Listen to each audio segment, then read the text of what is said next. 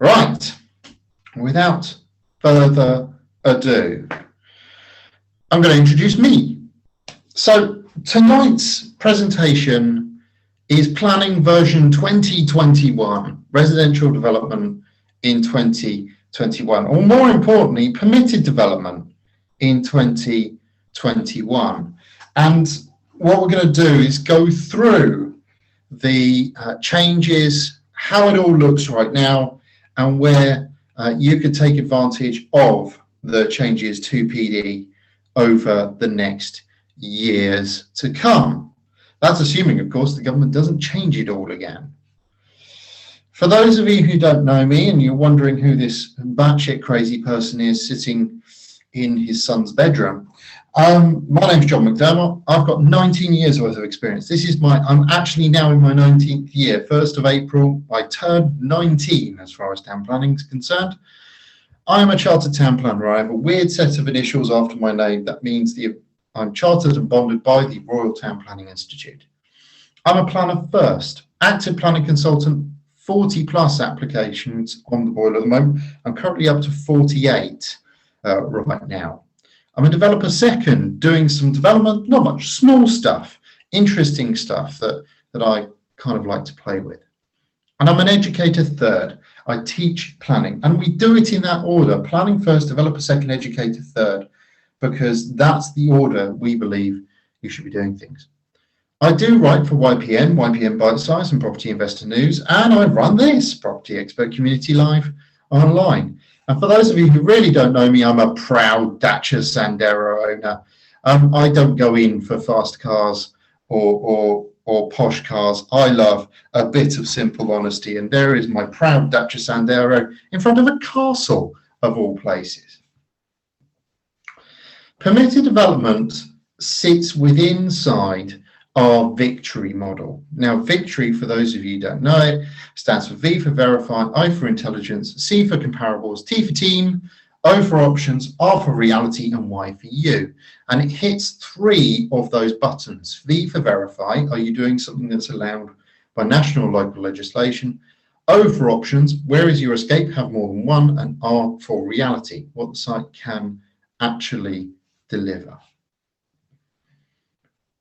Permitted development sits inside of a regulatory regime that kicks off in 47 with the Town and Country Planning Act and ends up where it is now, 1990, with our present Town and Country Planning Act. We are expecting a consolidation at some point in time. Now, the Permitted Development Order we talk about today is the 2015 General Permitted Development Order, and what I'm going to be talking about is its 22nd amendment. So there have been 22 amendments to the GPDO, and no sign of the government consolidating any time soon. We would like them to do so, but apparently it's not confusing enough. I'm also going to be talking about the 87 Use Classes Order, and more importantly, updates to it, because one goes hand in hand with the other at the moment. So it's important to bring you guys up to speed with what's happened, and moreover get you in a frame of mind for the new rights that are coming forward for you in August.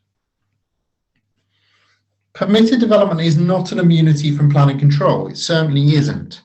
It's a planning permission in its own right, granted unilaterally via a development order. It's what we call a deemed planning permission. And it's section 57.3 of the Act that gives the Secretary of State the right to do it.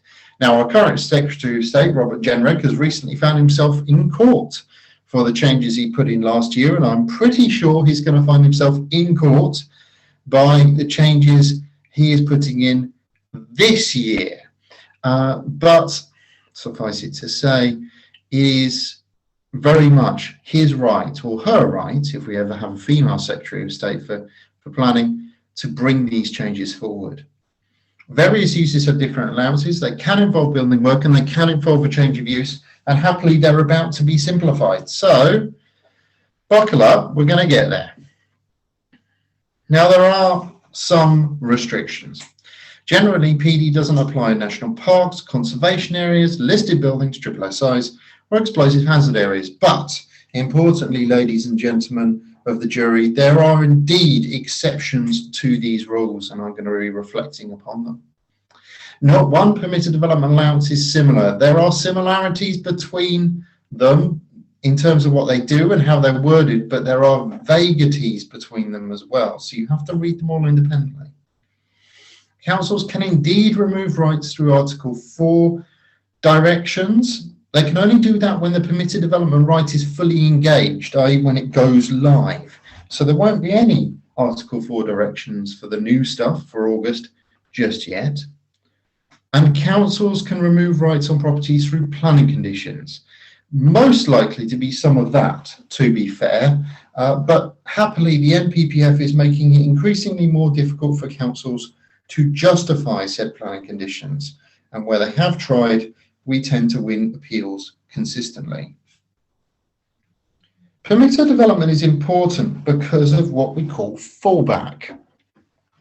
And fallback was recently redefined for us in a piece of case law. In fact, it was two pieces of case law, Mansell and Tunbridge and Malling in 2017 and 2016. 2017 the most important because that is in the England and Wales Court of Appeal. Now, what this basically describes is a position where you have an alternative that is granted through the GPDO, through General Permitted Development Order, and the council has to give weight in that alternative. It was Justice Lindbaum that actually helped us with this, and he said that the basic principle is that for a prospect to be a real prospect, i.e. if permitted development right is going to be used, it doesn't have to be probable or likely. A mere possibility will suffice. I think this is quite an important case, to be fair, and has really redefined the meaning of fallback in our modern planning law framework. Now, we're going to talk about some differences.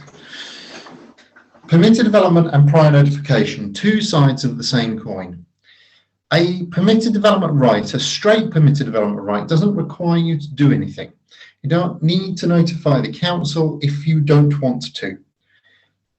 A prior approval permitted development right includes a condition within it that requires you to notify the council, and they have a duty then to assess your application within specified time periods, or no time periods in the case of Part 20.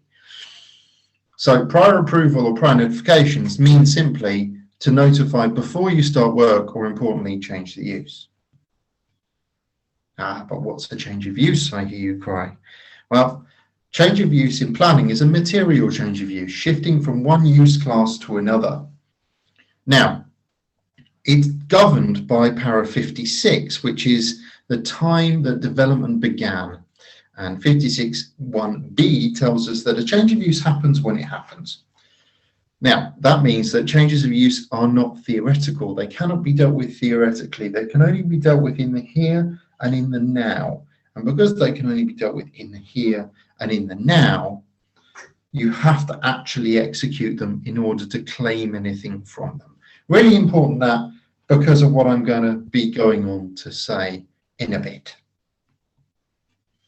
Okay, let's deal with some use classes first.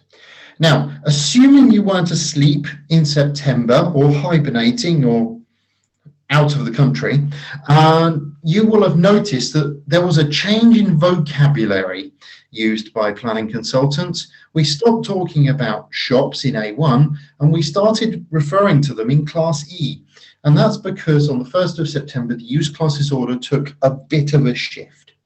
What the government was doing here was removing quite a lot of work from that definition of development, material change of use, by shifting a lot of uses into singular use classes. So on that 1st of September date, A1 shops that were larger than 280 square meters and in a town centre effectively, all got moved into E, along with banks, building societies, estate agents, etc., restaurants and cafes, office, research and development, light industry, clinics and health centres, creches, day nurseries, day centres, gyms, and all other areas for indoor sports and recreation, as long as they didn't have a swimming pool or a skating rink. They all moved into a superclass, Class E, on the 1st of September. Now, so the non-residential uses in old D1 just got rebadged, and they got rebadged into class F1 because for some reason they couldn't keep D1. Don't understand that. They just got rebadged. Small shops in A1 under 280 square meters in size and where there's no other shop in the village. So literally the last shop for 1,000 meters, that's a kilometer from the shop's location. D2, community halls or meeting places, place for outdoor sport recreation, not involving motorized vehicles or firearms, and indoor and outdoor swimming pools and skating rinks. And I still don't understand the last bit of that. All became class F2 protected community uses. So apparently for the functioning of a community, you need a skating rink. Apparently that is true. You'll notice at the bottom that our old friend, the public house, hot food takeaways, cinemas, music and concert halls, so the O2 and Royal Albert Hall, bingo and dance halls all lost their use classes and they became sui generis on the 1st of September. I don't know if you can hear me, but the slide, there's just a white line on a green blank page. That better? Yes, that's fine. It might not have caught up. That is always the problem with the YouTube. I think your screen's frozen. I've just sorted it. Oh, okay. Thank you, darling. That's going to be an interesting edit for the video. Thank you, Lucy. Can you see it now? Yes, thank you. It says, what is the change of use? 56, time when development began. Okay, yeah, so that has actually properly frozen. So what I will do is I will make sure we're on to the right slide and stop the old sharing and reshare because I want to make sure everyone can actually see this. So you should now see a big screen with green stuff on it, lots and lots of green stuff. Can you see that? Oh, you will do in a minute. Can you see that one? Yes, fantastic. Thank you. Wonderful. So we're now up to speed. So I'll leave you to dwell on that screen for a minute. That's just what I was talking about in terms of the use classes changes. So A, 1, 2, 3, B1, A, B, and C, D1s in that, and D2 in that all went to this class E use. D1s got rebadged to F1. Still don't understand that. A1, that's a small shop. D2, community hall or meeting place or place for outdoor sport recreation. Swimming pool or skating rink all went to F2. And then pub houses, public houses, wine bars, other places where you get drunk, hot food takeaways, cinemas, music and concert halls, etc. They all went to sui generis use. If the screen freezes again, then please do shout out because I can't see what's going on, annoyingly. That's the nature of my version of Zoom. Right, so the big change to PD happens here in Class E, and I will come on to that in very, very short order. So what I'm going to do first off is talk about the PD allowances for houses, not flats, HMOs and large HMOs. So we'll deal with that first, and we'll gradually build this one up to the really big stuff at the end. So the permitted development rights under A to E haven't changed much. In fact, they really haven't changed at all. Houses, HMOs and large HMOs, as long as they're still recognised as dwelling houses and not a cluster of bed sits, all have these permitted development rights in play. So rear and side extensions, roof alterations, Velux windows, porches and outbuildings, they're all still in play for you guys to enjoy. And I'm not going to pretend that this is the right way of doing things, but I am going to say to you that this has the benefit of permitted development and has a certificate law for use on it. So this is 8 Montgomery Road in Portsmouth, what we call the mutant in Portsmouth, because it really does look like a mutated mess. But this is a true end of all of the permitted development rights you could possibly throw on one building. This was done for an HMO landlords in Portsmouth. I'm not going to pretend it's pretty, but this is what PD allows. And it even allowed that render So rebuilding the bay, 3 windows, door, render. This has got a dormer on the back as well. It's as gross as it gets, to be fair, but that is what PD allows for. So Class AA then, before I move on, can everyone still see my screen? Can someone just give me just a yes on the audio? That'll be fabulous. So we should be on Class AA now. All good. Excellent, thank you. So Class AA allows for the enlargement of a house, not an HMO, by the construction of additional stories. Now, I've simplified this down to sort of the headlines here, and I've done that throughout. But importantly, you can't do this to HMOs. You can only do it to houses. If your house came about through prior approval, you can't do it. So that's already been taken account of. If your house is in a conservation area or a listed building or in a triple SI or within a certain distance of an airport, you can't do it. That's all being taken into account. It is for houses built between the 1st of July 1948 and the 28th of October 2018. So if your house is Victorian, built in the late 1800s, you can't do it. You're not in the right bandwidth. If your house has already had a story added to it, and that's a full story, not a dormer, then you can't do it.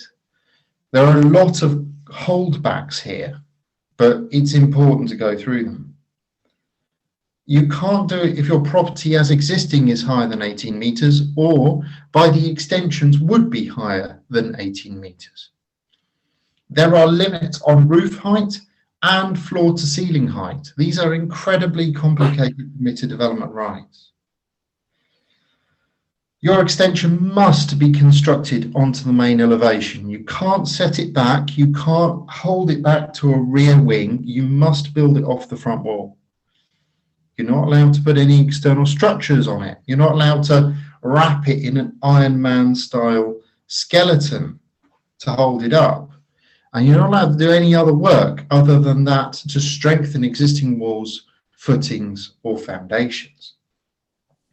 And importantly, the determining issues are impact on any adjoining premises, design, air traffic and defence, and impact on a protected view.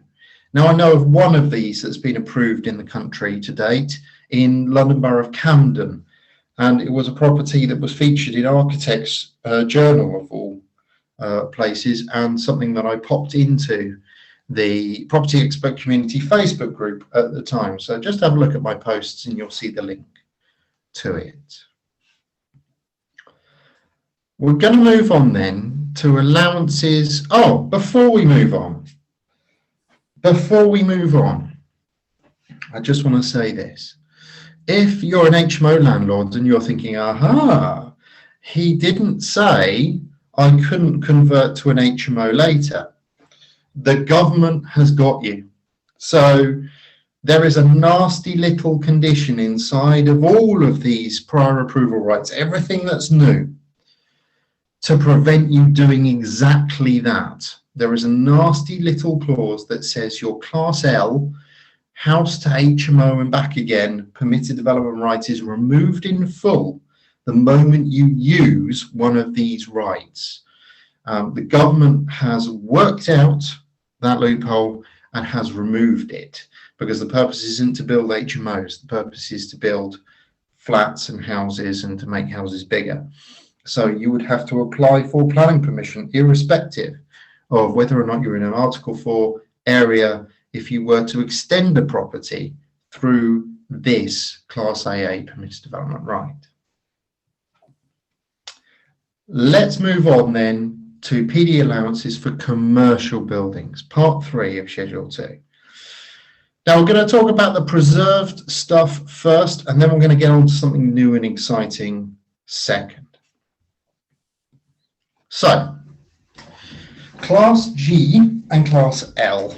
So Class G, as far as we can tell, remains unaltered, and there's nothing in the legislation that says it is going to be altered. it allows for up to 2 flats above shops and financial and professional institutions.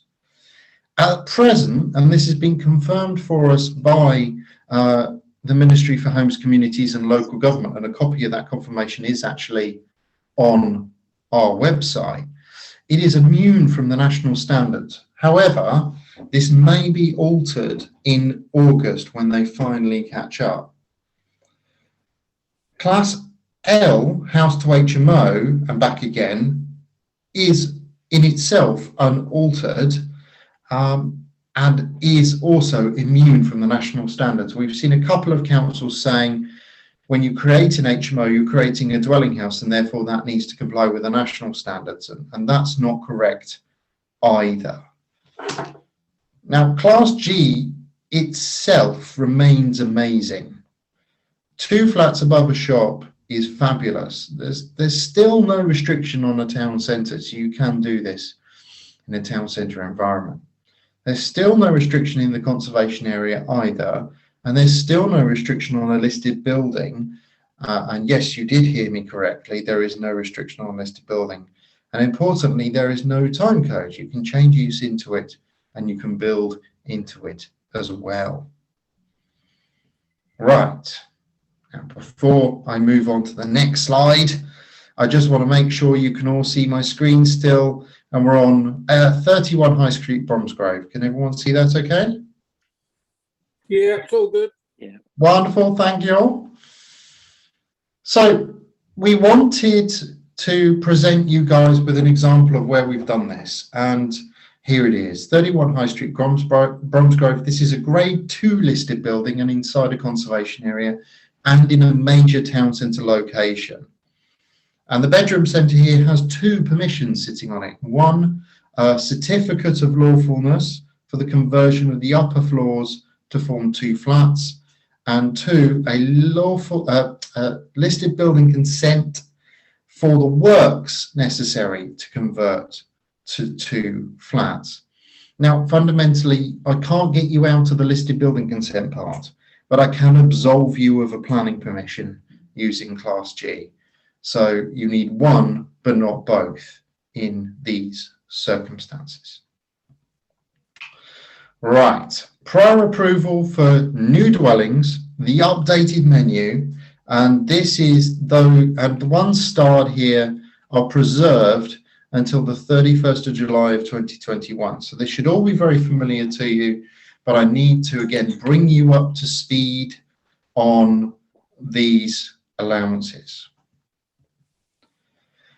So Class M, shop, financial and professional, and takeaway to residential is preserved until the 31st of July.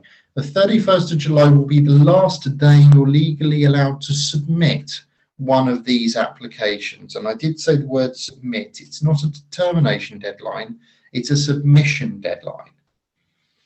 The determining issues are flood risk, ground contamination, highway safety, natural light, and from midnight tonight, that's midnight on the 5th, compliance in full with the national space standards. That kicks in tomorrow morning at 1 minute past midnight.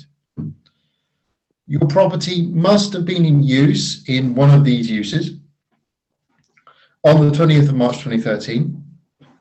You're allowed to convert up to 150 square meters. You're not allowed to extend it, but you are allowed to do partial demolition and you are allowed to do external alterations. You're not allowed, importantly, to do this in a conservation area or a listed building, and you're not allowed to affect the sustainability of a high street or key shopping area.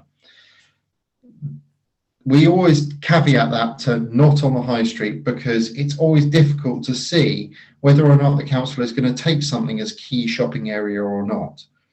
Now, suffice it to say, this problem may very well go away in August, but for right now, this remains your only option for shop, financial and professional takeaway to residential. Now, this PD right does allow the onward conversion to an HMO under Class L. So if that's your intention, you need to get your Class M prior approval in before the 31st of July. Class N isn't affected by any change and therefore remains with us. It's an amusement arcade or centre or casino to residential. Your issues are flood risk, ground contamination, highway safety, natural light and compliance with the national standards for all applications made after today. The property must have been in use as such as of the 19th of March 2014. You're allowed to convert 150 square metres.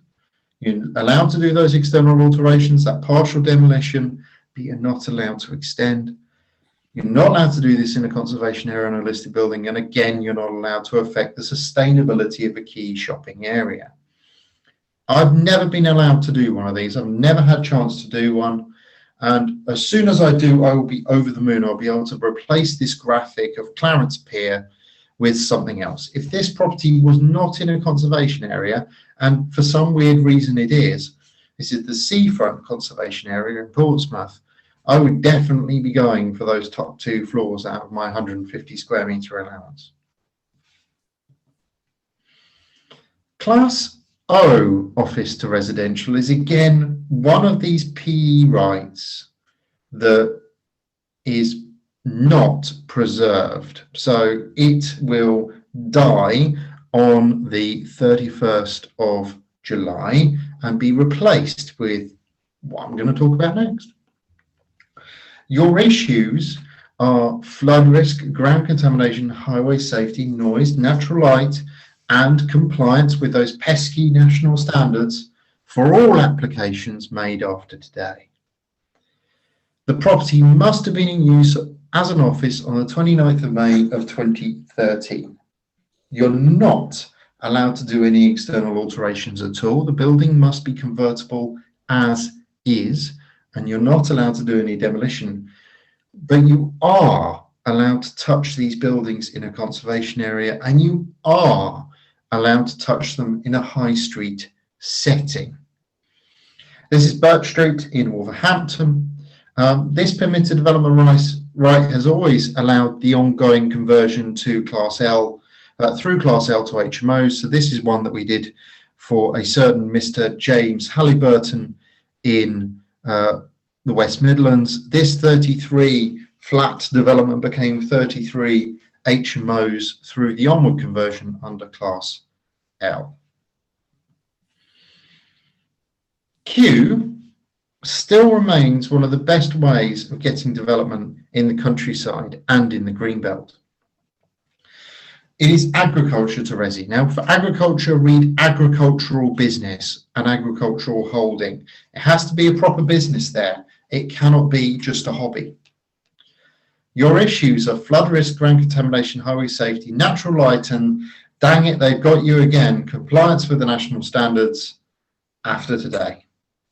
The property had been used or previously used as an part of an agricultural business on or before the 20th of March 2013. You're allowed to convert up to 465 square metres. That's a 3 larger dwelling development or 5 smaller dwellings, or a mixture of the two, as long as your magic numbers don't exceed 465 and 5. You're not allowed to extend, but you are most definitely allowed to alter. And those alterations can be quite severe. Any works necessary to facilitate the conversion. Under the Hibbett test, the building must be capable of taking the work. So it must actually be structurally sound and capable of handling it. It's not a conversion if by the work you do, you're effectively knocking the building down and starting again. You're not allowed to touch a building in a conservation area or a listed building, but you are most definitely allowed to touch a greenbelt building.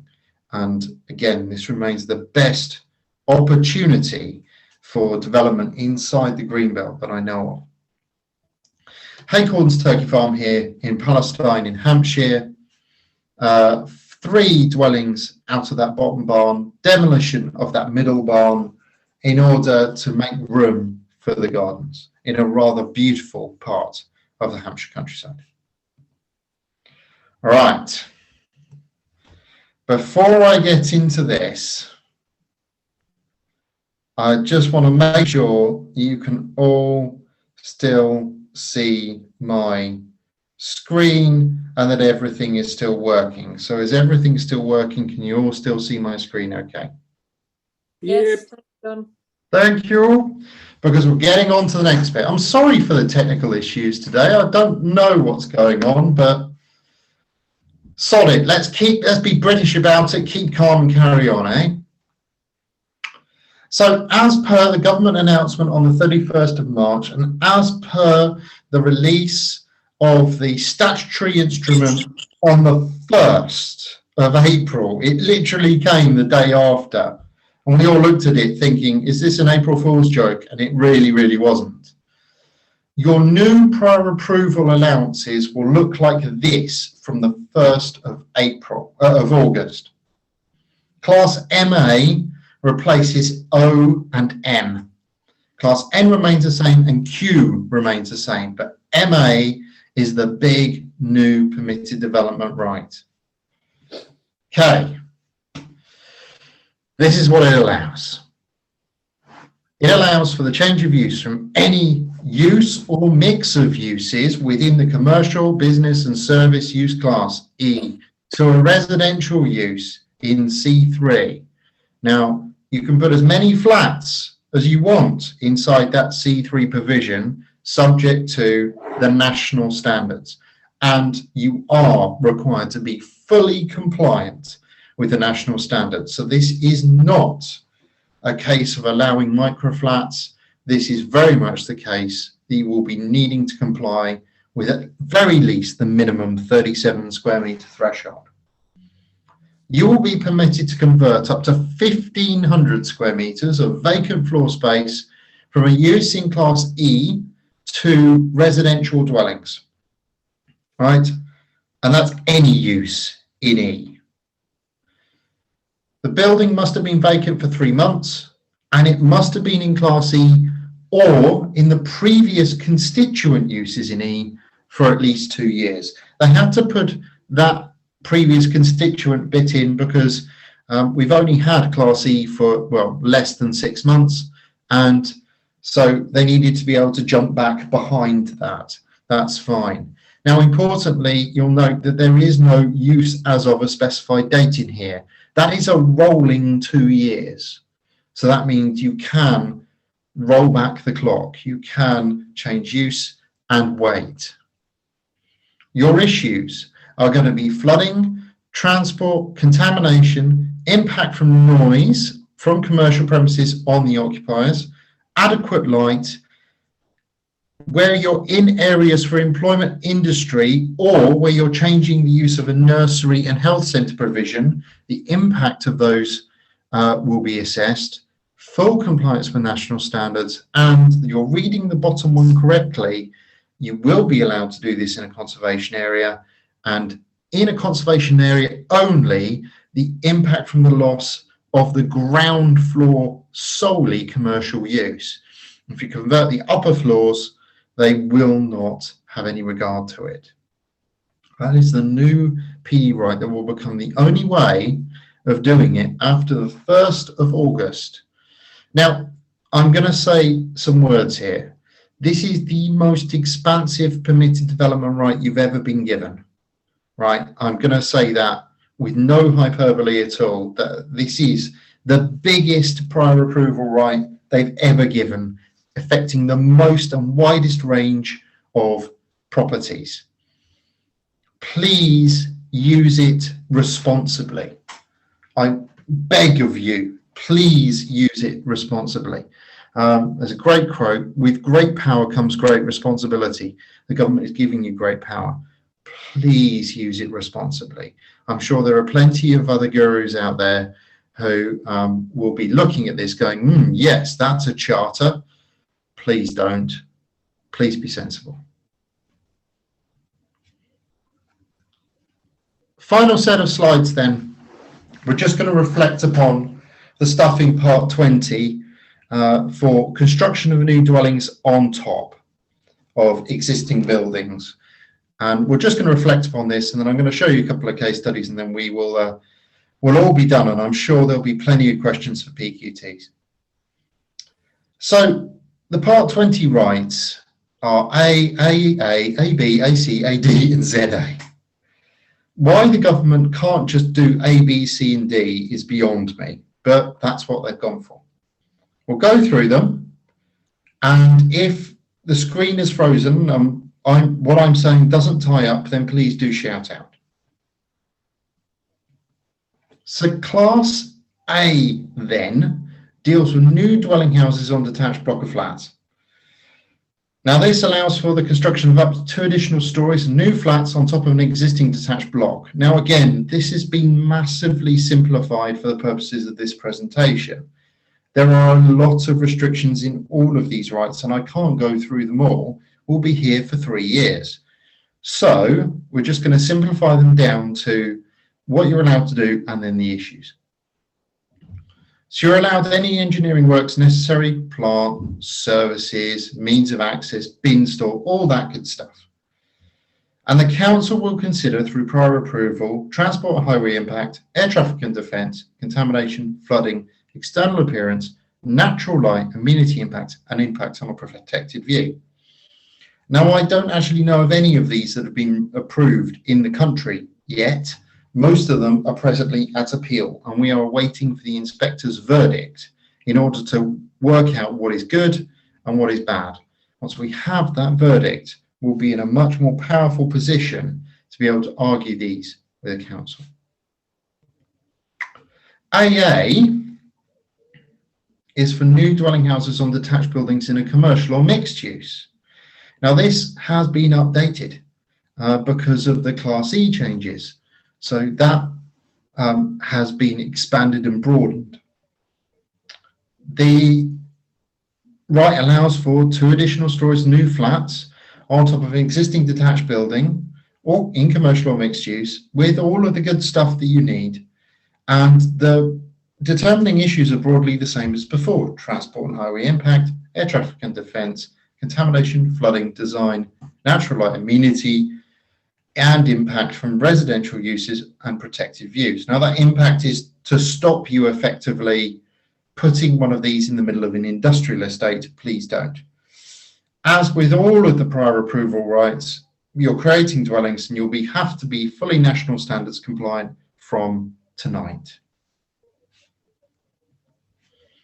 AB, new houses on terraced buildings, allows for the construction of 2 additional stories of new flats on top of existing terraced buildings in that broadened commercial or mixed use with all of the good stuff that you need and all of the same issues as before. Now it really does allow this bloke to apply for a story and a roof on top of that rather interesting dragon facade. That being said, there's precious few councils that would approve it.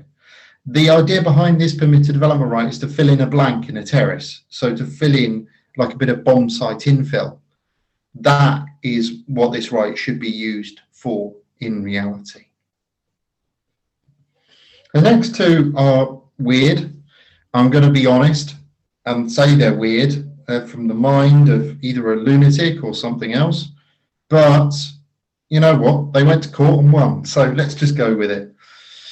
Class A, C and AD do broadly the same thing, just on 2 different types of buildings. One on terraced, AC is on terraced, AD is on detached. It allows for the addition of new flats on top of a terraced building in the case of AC, or a detached building in the case of AD, for use as flats. 2 additional stories on a 2 or more story house, 1 additional story on a single story. All of the good stuff that you need to do it, and the council can consider transport and highways impact, air traffic and defence, contamination, flooding, design, natural light, amenity and protective views, and of course compliance with the national standards. Suffice it to say, as I said before, this is a most simplified version of this PD allowance, and there are many more restrictions in play, and you'll find all of those restrictions in the planningology section of the TPX website. AD there, exactly the same, only on a detached house.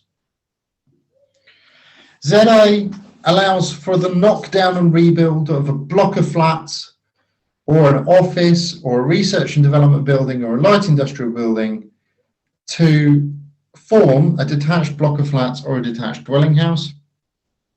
It allows for everything you need, demolition and construction, including a basement, plant, services, means of access, bin stores, everything you need.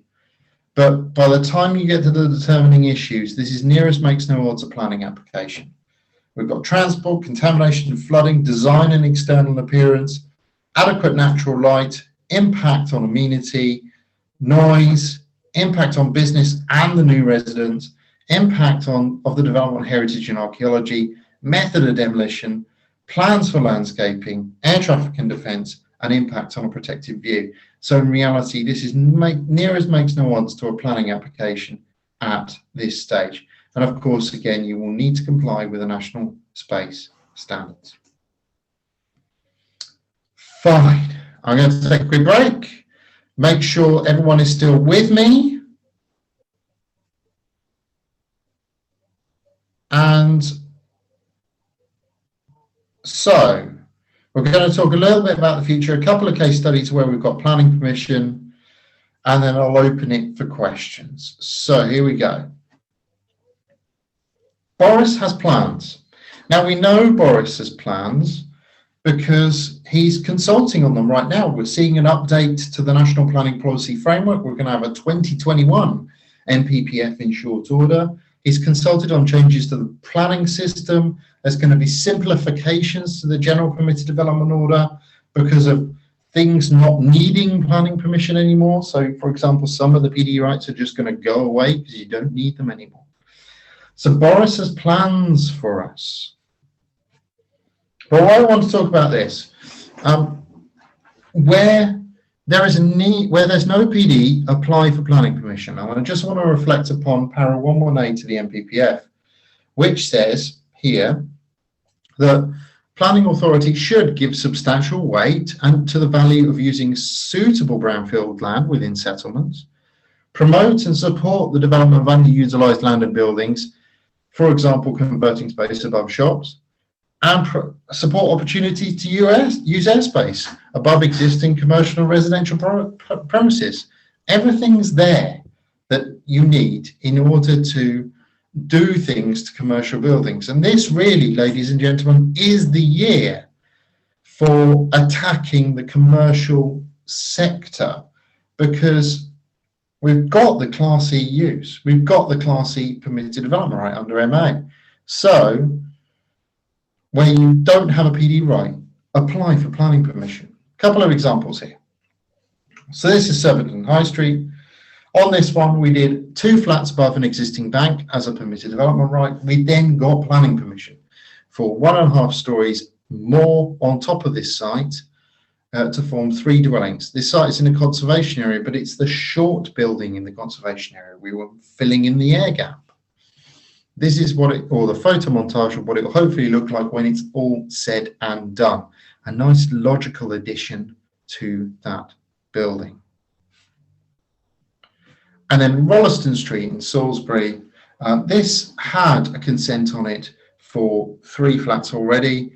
That's inefficient. So this got planning permission and listed building consent for office to resi to 6 dwellings in a much more listed building compatible scheme. A lot of the features of the building were able to be retained under the 6 dwelling scheme over the 3 dwelling scheme, which saw blasting through much of the interior of this great 2-star listed building. Where there's no PD, apply for planning permission.